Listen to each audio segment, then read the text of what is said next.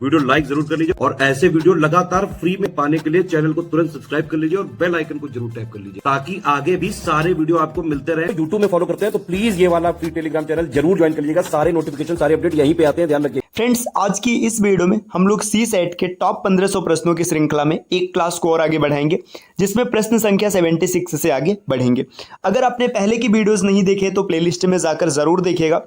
दोस्तों, इस सीरीज को अगर आप पूरा फॉलो करते हैं और क्वेश्चन को रिवाइज करते हैं तो पीसीएस एग्जाम में सी सेट का स्टैंडर्ड चाहे जैसा आ जाए आप आराम से पेपर क्लियर कर लेंगे। अगर आप पीसीएस के कंप्लीट प्रिपरेशन के लिए टीम के पेड कोर्सेज से जुड़ना चाहते हैं तो इन दिए गए नंबर पे कॉल या व्हाट्सएप करके आप टीम के पेड कोर्स से जुड़ने की प्रक्रिया समझ सकते हैं। ये ज्ञान सर का व्हाट्सएप नंबर है, आप यहाँ से व्हाट्सएप के माध्यम से भी जानकारी प्राप्त कर सकते हैं। चलिए अब बढ़ते हैं प्रश्नों की ओर। प्रश्न संख्या 76 दिया, एक समूह रहित अवलोकन में सबसे अधिक बार आने वाली संख्या को कहा जाता है। देखिए सेम यही डेटा यहाँ पर इंग्लिश में दिया, the number which occurs the most number of times in an ungrouped observation is called. तो ऐसे टर्म को बहुलक कहते हैं। मोड विकल्प सी इस प्रश्न का बिल्कुल सही उत्तर बनेगा।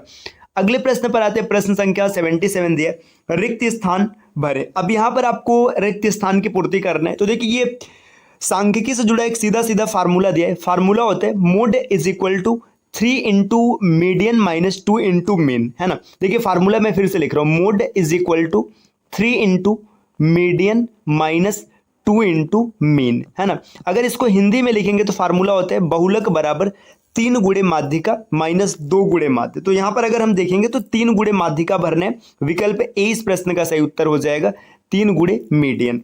अगले प्रश्न पर आते हैं। प्रश्न संख्या 78 दिए, 4 संख्याओं का अनुपात 2, 3, 4 और 3 है। पहली संख्या दूसरी संख्या के योग का 75% है। चौथी संख्या दूसरी से 18 ज्यादा है। तो चारों संख्याओं के योगफल का वर्गमूल कितना होगा। देखो ये क्वेश्चन जो है ना, ये क्वेश्चन खाली इस लाइन से सॉल्व हो जाएगा, आपको पूरा देखने की जरूरत ही नहीं। देखिए जो चौथी संख्या है ये दूसरी से 18 ज्यादा है। आप रेशियो देखिए, यहाँ पे दिया है 2, 1, 4 और 3, ये चौथी संख्या है और ये दूसरी संख्या है। इन दोनों के बीच का डिफरेंस है 2 और 2 की वैल्यू यहाँ पर दिया 18, तो 1 की वैल्यू कितनी हो जाएगी, 1 की वैल्यू हो जाएगी 9। अब आप इन सबको जोड़िए, 2 और 1 3, 3 6 4 10। देखिए 10 आ रहा है सबको जोड़ने पर और यहाँ पे 1 की वैल्यू 9 है, तो 10 की वैल्यू कितनी हो जाएगी, 9 से मल्टीप्लाई कराएंगे 90। इन सभी का सम आ जाएगा 90। अब आपको इसका वर्गमूल बताना है तो 90 को आप करड़ी के अंदर रखेंगे और जब आप इसको सॉल्व करेंगे तो 3 जोड़ा बन करके बाहर आ जाएगा, अंदर बचेगा 10। तो 3√10 इस प्रश्न का सही उत्तर हो जाएगा, विकल्प सी। तो देखिए मैथ्स में कुछ ऐसे भी क्वेश्चन होते हैं जिन्हें पूरा सॉल्व नहीं करना होता है, आप थोड़ा सा क्वेश्चन देख करके इसे आसानी से हल कर सकते हैं। अगला प्रश्न है, किसी सेल में एक शर्ट खरीदने पर 3 क्रमिक 15%, 20% और 25% की छूट दी जाती है, तो कुल छूट कितना होगा आपको ये बताना है। इस प्रश्न को आप बेसिक से भी कर सकते हैं और इसके स्मार्ट अप्रोच से भी कर सकते हैं। देखिए इसमें अगर आप इसको सामान्य तरीके से करेंगे, जो इसका फार्मूला होता है, तो जो सक्सेसिव डिस्काउंट होता है इसका जो फार्मूला होता है discount 1 plus discount 2 minus discount 1 into discount 2 upon 100। ये सक्सेसिव लगाते हैं। जैसे यहाँ पे देखिए, अब यहाँ पे 2 दिया है, यहाँ पे आप पहले 15 और 20 इसको लेकर करेंगे। 15 और 20 को लेकर करेंगे तो आप लिखेंगे 15 प्लस 20 माइनस 15 गुणे 20 और बटे में 100। जब आप इसको हल करेंगे तो यहाँ पर आएगा 32। देखिए इन 15 और 20 का जो नेट छूट आया 32। अब 32 और 25 को फिर से एक साथ लेंगे तो आप लिखेंगे 32 प्लस 25 माइनस 32 और गुणे 25 और बटे में 100। जब आप इसको हल करेंगे तो यहां पर आपको मिलेगा 49%। तो इस प्रश्न का जो सही उत्तर हो जाएगा ये 49% हो जाएगा। क्या एग्जाम में इतना बड़ा कैलकुलेशन करना है? जी नहीं। इसका स्मार्ट अप्रोच क्या, ऐसे समझिए, 15% की परसेंटेज फ्रैक्शन वैल्यू लिखेंगे तो ये होता है 3/20, है ना। ये आपको याद रहेगा, आपको ऐसे लिखना नहीं एग्जाम में। 20% की परसेंटेज फ्रैक्शन वैल्यू होती है 1/5 और 25% की परसेंटेज फ्रैक्शन वैल्यू होती है 1/4। अब देखिएगा 20 रुपए के सामान पर 3 रुपए का छूट मिला तो 20 का सामान 17 में बिका, है ना। 5 के सामान पर 1 का छूट मिला तो 4 में बिका और 4 के सामान पर 1 का छूट मिला तो 3 का बिका। देखिए यहाँ पे 4 से 4 कट गया, है ना। 20 पंचे 100, 100 रुपए का सामान था, 17 तरीके 51 रुपए में बिका है। कितने का छूट मिला? 49 रुपए का। आप इसको तुरंत कर लेंगे, 49% की छूट मिलेगी। अगले प्रश्न पर आते हैं। प्रश्न संख्या 80 दिया है, यदि घड़ी में समय 9:20 हो और घंटे वाली जो सुई है ये पश्चिम दिशा को इंगित करे तो बताने कि मिनट वाली सुई किधर होगी। देखिए ये मान लीजिएगा आपके सामने एक घड़ी दी गई, इस घड़ी को हम लोग यहाँ पे ऐसे ड्रॉ करते हैं, ठीक। ये घड़ी, अब देखिए घड़ी में क्या क्या सिचुएशन है, यहाँ पर 12 लिखा होगा, यहाँ पर 6 रहेगा, ये 3 होगा और यहाँ पर 9 होगा।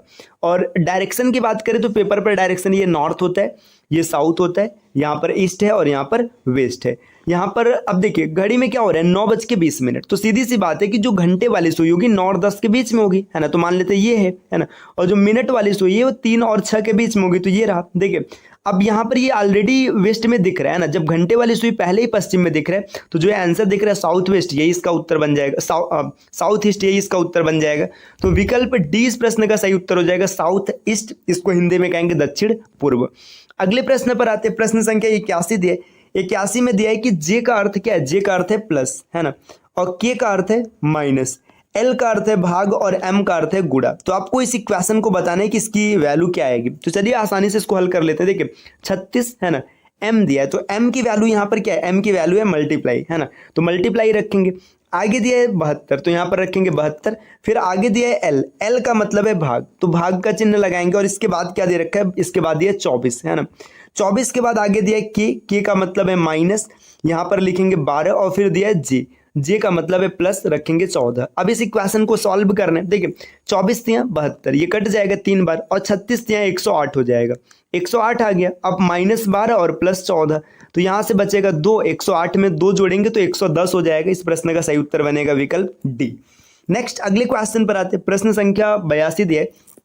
एक आयत का क्षेत्रफल उस त्रिभुज के क्षेत्रफल के बराबर है जिसकी भुजाओं का अनुपात इतना है ना।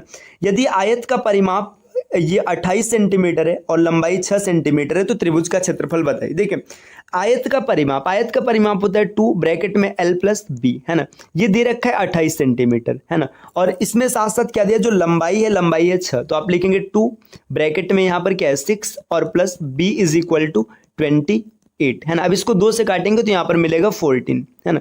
तो अब b की वैल्यू यहाँ पर आ रही 8। अब देखिए आयत का क्षेत्रफल निकालना है तो आप आसानी से निकाल लेंगे। आयत का क्षेत्रफल l × b होता है, तो कितना हो जाएगा 8 × 6 = 48, है ना, क्योंकि ये यल है और ये b है, 8 × 6 = 48 आ गया। आयत का क्षेत्रफल अगर 48 आ रहा है तो त्रिभुज का भी क्षेत्रफल 48 आना चाहिए, लेकिन कोई भी विकल्प 48 नहीं दिया है। भले ही 48 नहीं दिया, अब जो भी आंसर होगा वो 48 का मल्टीपल होगा। देखिए 80 नहीं है, 160 नहीं है, 120 नहीं है, तो सिर्फ एक ही विकल्प दिख रहा है 96, तो यही इसका उत्तर बन जाएगा 96। कई प्रश्न आपको ऐसे मिलेंगे ना जो आप बिना सॉल्व किए निकाल लेंगे, बस आपको थोड़ा सा ध्यान लगाना है। अगले प्रश्न पर आते हैं, प्रश्न संख्या 83 दिया है। गणित, हिंदी, अंग्रेजी, विज्ञान और सामान्य ज्ञान 5 पुस्तकें हैं। अंग्रेजी की पुस्तक विज्ञान के पुस्तक के ऊपर है। देखिए जो इंग्लिश है ना ये साइंस के ऊपर है, ठीक। आगे क्या दिया है ना, आगे दिया है सामान्य ज्ञान की पुस्तक गणित के नीचे। देखिए जो जीके है ये क्या है, ये मैथ्स के नीचे, मतलब मैथ्स इसके ऊपर आ जाएगा। आगे दिया हुआ है विज्ञान की पुस्तक गणित के ऊपर है। अब जो साइंस है ना ये मैथ के ऊपर है, मतलब यहाँ पे मैथ आ गया और यहाँ पर जीके आ गया, ठीक। और कुछ दिया हिंदी की पुस्तक सामान्य ज्ञान की पुस्तक के नीचे तो है, लेकिन सबसे नीचे। और यहाँ पे क्या दिया, देखिए यदि हिंदी की पुस्तक सामान्य ज्ञान की पुस्तक के नीचे हो, देखिए हिंदी की पुस्तक क्या है सामान्य ज्ञान के नीचे, मतलब हिंदी यहाँ पर है, तो आपको बताना है कि सबसे नीचे कौन सी पुस्तक होगी। तो देख लीजिए 5 पुस्तक लग गई। अंग्रेजी सबसे ऊपर है, फिर साइंस है, फिर मैथ्स है, इसके बाद जीके और नीचे हिंदी है, तो इसका सही उत्तर हो जाएगा हिंदी। सबसे नीचे कौन आएगा, हिंदी आएगा। विकल्प ए इस प्रश्न का उत्तर बनेगा। अगले क्वेश्चन पर आते हैं, क्वेश्चन नंबर 84 दिया है। साक्षात्कार की तैयारियों के दौरान निम्नलिखित में से किसे डोनेट नहीं करना चाहिए, है ना। यहाँ पर देखिए क्या दिया गया कि which of the following should not be done while preparing for an interview. अगर आप इंटरव्यू की प्रिपरेशन कर रहे हो तो इसमें से किस चीज को नहीं करना चाहिए। तो देखिए never ask cross question in front of the panel, है ना, रीच योर एम्प्लॉयर, है ना, आगे दिया रिसर्च द पोजीशन, आगे दिया एनालाइज योर क्वालिफिकेशन। तो भाई ये चीज तो आप करेंगे, है ना। इसमें क्या करेंगे, जो क्रॉस क्वेश्चन करना है यहाँ पे जो पैनल है उससे नहीं करेंगे, तो विकल्प इस प्रश्न का उत्तर बन जाएगा, आपको क्रॉस क्वेश्चन नहीं करना है। अगला क्वेश्चन दिया क्वेश्चन नंबर 85, संक्षिप्त B2C के संदर्भ में C का क्या अर्थ है। देखिए B2C जो होता है तो B2C का अर्थ होता है बिजनेस टू कस्टमर, है ना। बिजनेस टू कस्टमर जब आप देखेंगे तो यहाँ पे C का मतलब कस्टमर मतलब ग्राहक हो जाएगा। विकल्प B इस प्रश्न का उत्तर बनेगा। अगले क्वेश्चन पर आते हैं, क्वेश्चन नंबर 86 दिया है। निम्नलिखित में से कौन एक अविभाज्य के मन के भीतर विचारों को जन्म के रूप में जाना जाता है, मतलब किसे जाना जाता है। प्रलोभन गलत हो जाएगा, कल्पना गलत हो जाएगा, विचार की ये सही हो जाएगा, तो इसका सही उत्तर विकल्प सी बनेगा। अगले क्वेश्चन पर आते हैं, क्वेश्चन नंबर दिया 87, निम्नलिखित विकल्पों में सही मिलान करना है। आपको बताना है कि इसमें सही कौन होगा। देखिए सिमेटिक रूल, है ना, ये relation between sounds and words होता है, तो सिमेटिक रूल ये हो गया, है ना। आगे दिया है साइनेक्टिक रूल, तो यहाँ पर ये होता है relation between various meaning and their arrangements. तो चलिए इसको देखते हैं कोई उत्तर बन रहा है। देखिए ए सही हो सकता है ना, बी नहीं हो सकते और सी भी नहीं हो सकता और डी हो सकता है। अब इसके आगे देखते देखिए यहाँ पे दिए सिनेक्टिक रूल, यहाँ पर अगर हम लोग देखेंगे तो ये related to the grammatical rules for the particular language. ये देखिए ये लगभग एक ही चीज़ है ना। इसमें सही देखेंगे तो विकल्प तीसरा यहाँ पर चौथा सही हो जाएगा, विकल्प डी। अगले क्वेश्चन पर आते हैं, क्वेश्चन नंबर 88 दिए गलत कथन चुने। आपको बताना है कि इसमें से कौन सा कथन गलत है। तो चलिए देखते हैं इसमें कौन सा कथन गलत है।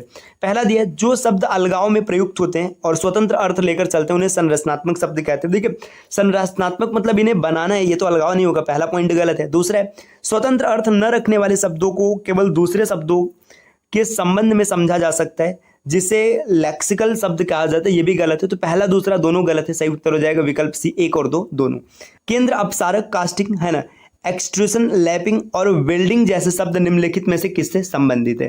तो देखिए यहाँ पे देखिए वेल्डिंग शब्द जैसे आप देखेंगे तो यहाँ पे आपके दिमाग में आएगा किसी चीज को जोड़ने या निर्माण की बात हो रही है। तो सूचना ये नहीं होगा, ग्राहक सेवा भी नहीं होगा, दूर संचार भी नहीं होगा, विनिर्माण प्रक्रियाएं मतलब मैन्युफैक्चरिंग प्रोसेस, विकल्प सी इसका सही उत्तर बनेगा।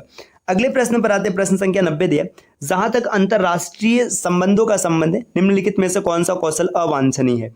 तो अंतरराष्ट्रीय के कौशल के संबंध में कौन सा मतलब अवांछनीय है। देखिए पाठ सांस्कृतिक अंतर का ज्ञान, ये तो भाई होगा। विश्व भ्रमण का व्यापक अनुभव होना, अब आप पूरी दुनिया घूम ले, ऐसा तो भाई मतलब अवांछनीय है। तो ये विकल्प 20 प्रश्न का उत्तर दिख रहा है, सही यही हो जाएगा। आगे दिया उत्कृष्ट संचार कौशल, ये भी नहीं होगा है ना।